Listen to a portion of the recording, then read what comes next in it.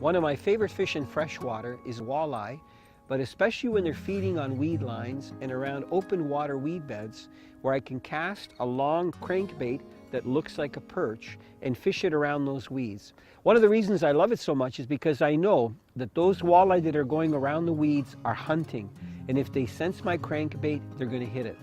I actually use one particular crankbait that's called a tail dancer because it has a very wide side-to-side lazy wobble and really gets fish to hit it. That lure was only available in the long version, but I've got good news. The Shad Dancer is like a tail dancer, but it has a wider body profile and is a lot shorter.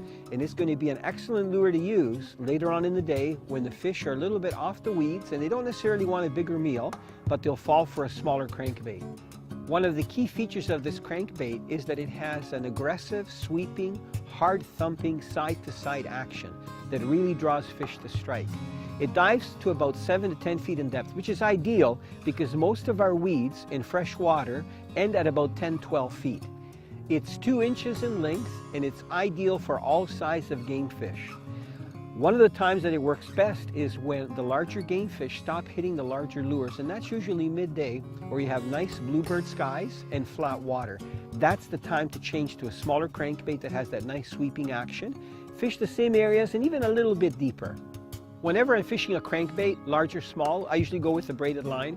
I find that I can get my maximum castability with the braided line. It allows the lure to run down to its true diving depth, so you get a very good presentation. And because there's no stretch, if you touch a weed, you can tell that it's a weed, not a fish. But if you feel a fish, you get a really good hook set. When you're fishing it, just remember to retrieve it at a consistent speed. What'll happen, that will draw a fish in, it'll move in closer and then strike, and you can have a fight on.